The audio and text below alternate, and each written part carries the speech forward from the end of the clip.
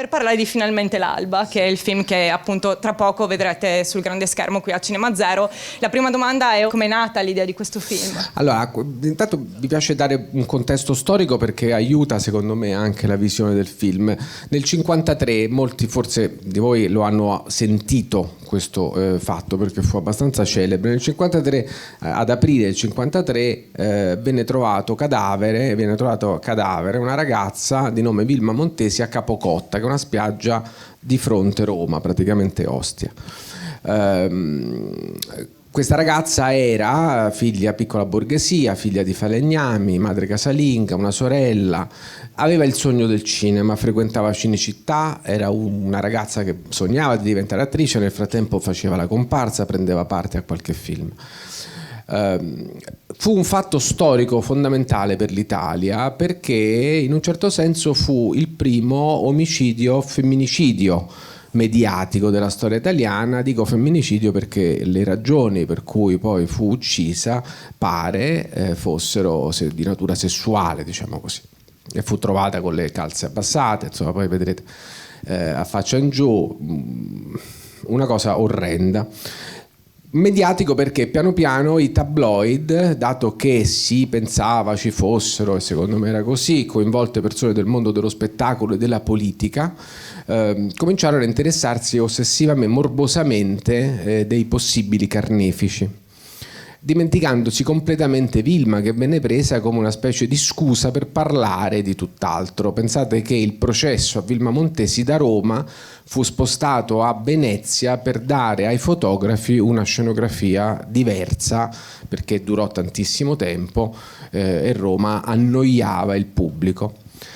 Federico Fellini, che era un attento osservatore, e nel 1953 era già Federico Fellini, rimase colpito e perciò definì, diciamo, il femminicidio Montesi come la fine dell'innocenza del paese.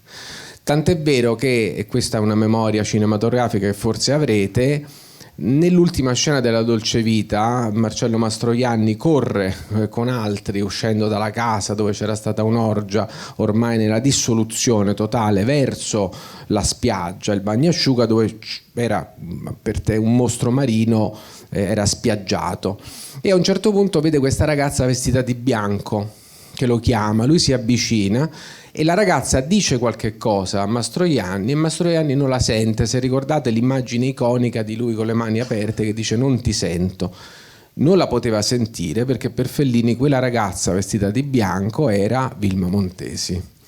E dunque era la fine, diciamo, di un paese empatico che veniva dalla guerra, che aveva attraversato delle cose durissime e che sembrava avere in un secondo dimenticato la compassione, l'empatia,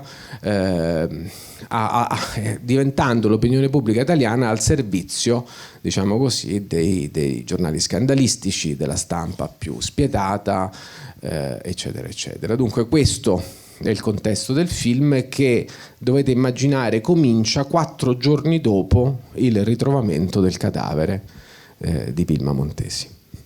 Quindi non è più Vilma Montesi il centro, ma sarà un'altra ragazza. Chiaramente Vilma Montesi non c'è più, è un'altra ragazza, diciamo in un certo senso ripercorrerà il sentiero che aveva percorso, si pensa, da tutte le varie indagini che poi abbiamo fatto, Vilma Montesi qualche giorno prima. Abbiamo parlato subito di questo caso di cronaca, appunto di un fatto realmente accaduto. Il film è costellato, come tu anche stesso hai definito in un'intervista, di false citazioni e di omaggi. Uno forse più grande è Alba, perché tu sei un personaggio, non so se tutti hanno letto la sinossi, la trama, ma tu sei Alida Valli. Tu sei Alida Valli, ma volevo chiederti come hai interpretato questo ruolo e se sei veramente Alida Valli nel film. Nel senso che Alida Valli all'epoca era compagna di Piccioni, e Piero Piccioni, questo compositore che venne coinvolto nell'indagine rispetto al caso Vilma Montesi, e quindi a un certo punto Saverio mette in scena una grande festa a cui partecipano tanti personaggi realmente esistiti e anche personaggi di fantasia, e però tra i personaggi realmente esistiti apparirà anche Piero Piccioni insieme ad Alida Valli. Il lavoro che abbiamo fatto su Alida Valli era cercare di creare un omaggio, ma non lavorando su un'immedesimazione, anche perché vedrete che il tempo mio nel film è brevissimo, ma piuttosto rappresentare un personaggio, uno dei pochissimi personaggi positivi, perché vedrete che questa ragazza attraverserà una notte infinita,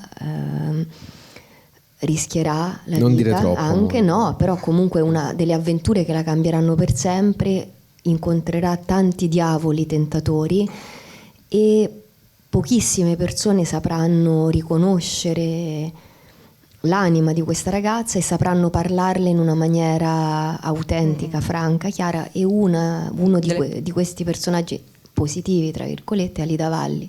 E quindi questo secondo me era un modo di rendere omaggio a una grandissima attrice.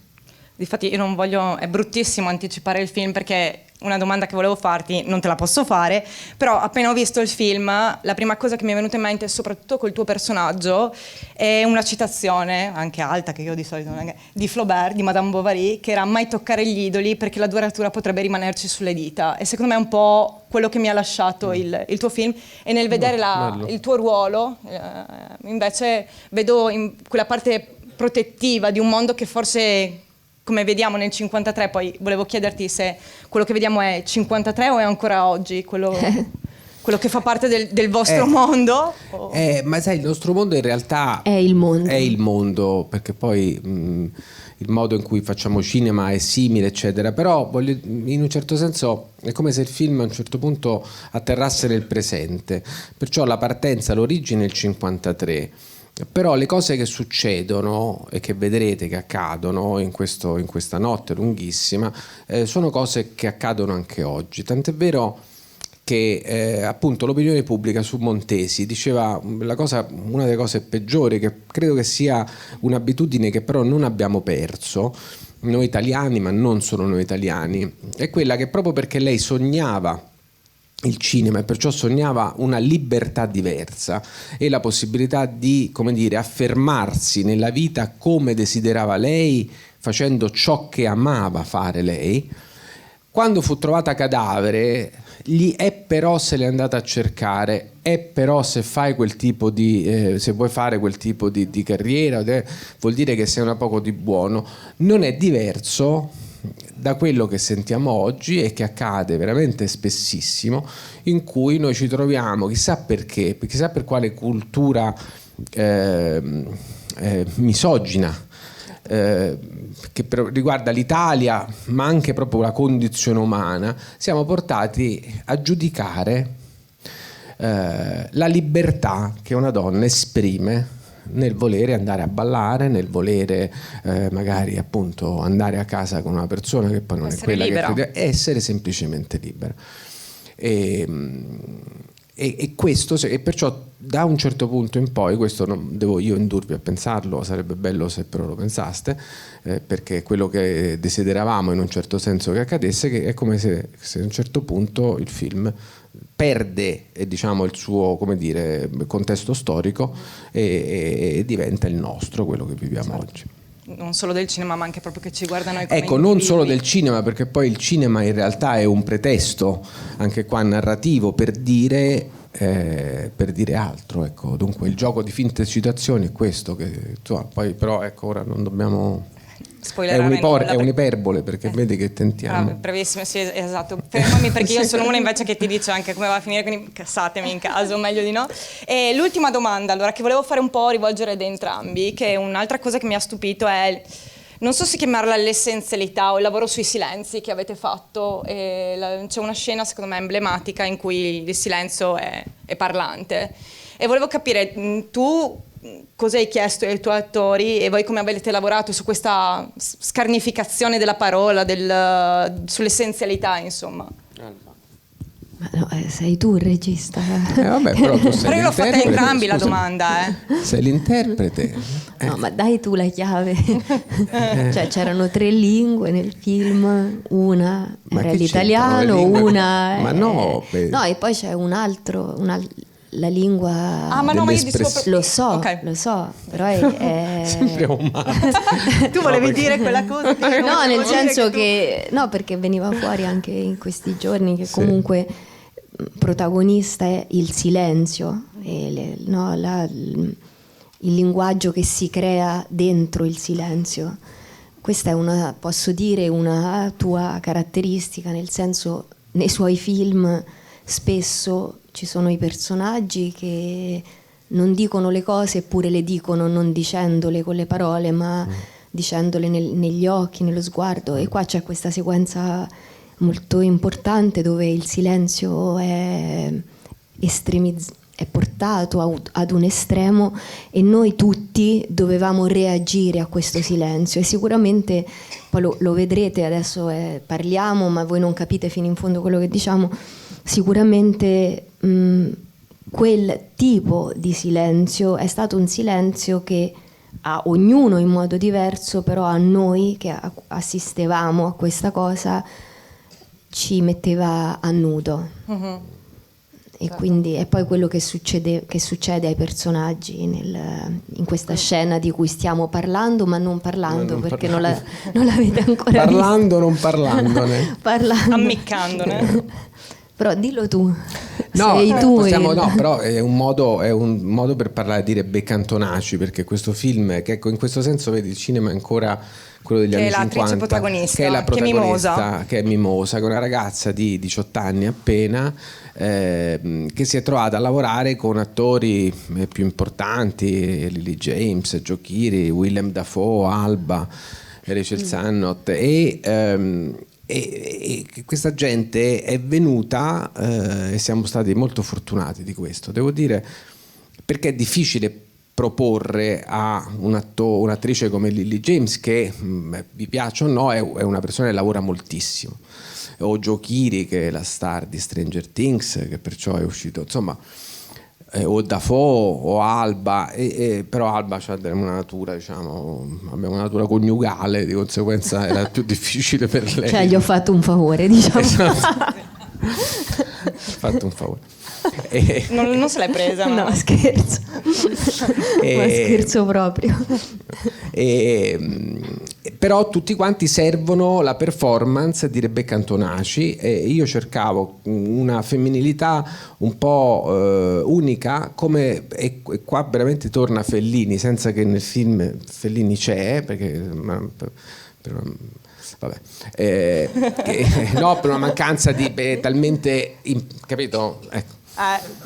No? Che però le notti di Cabiria, cioè una femminilità di una persona che fa saltare il banco, perché non usa, come dire, una seduzione, poi negli anni 50 non ne parliamo, per assecondare le aspettative del maschio, ecco. E mi colpiva questa cosa di Giulietta Masini, è irreplicabile in un certo senso, unica nel suo genere, buffa, stravagante, e che permette alle persone che incontra, e questo in tutti i film succede, di non essere di poter tirare fuori il meglio di loro, perché non si sentono giudicate dalla sua presenza, che può certe volte scomparire nonostante sia in scena. Allora io cercavo proprio, invece che, come dire, cercare una ragazza che raccogliesse, che fosse la complessità del genere di oggi, perciò spesso sono ragazze androgine, come dire, che giustamente cercano di portare testimonianza della complessità del genere che c'è oggi, invece una ragazza semplice che però avesse la stessa delicatezza della Masina, e secondo me Rebecca, in questa scena appunto di cui parlavamo, ne è espressione, riesce a comunicare in questo mimosa mimo con la sua espressività, e riesce a dire tante cose che non sa dire questo personaggio,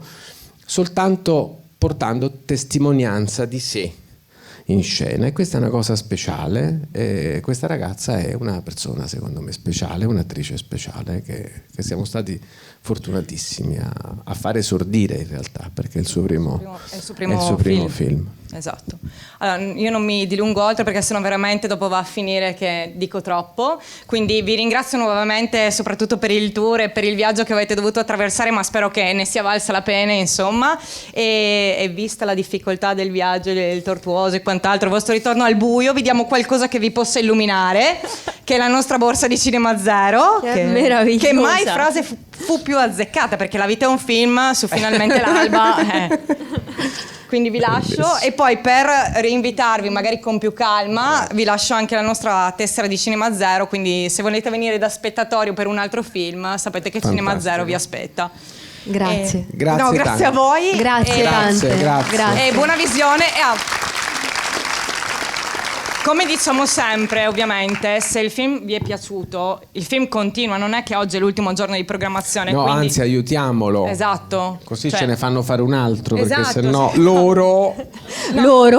Esatto, chissà che giro gli fanno fare o non gli fanno fare. Però no, ricordatevi sempre che siete voi la prima cartina di tornasole di un film, quindi se vi è piaciuto e vi piacerà... Sono stata Io penso di sì. Vero, anch'io penso di sì. No, però parlatene, consigliatene, insomma, fate vivere un film perché siete voi la voce.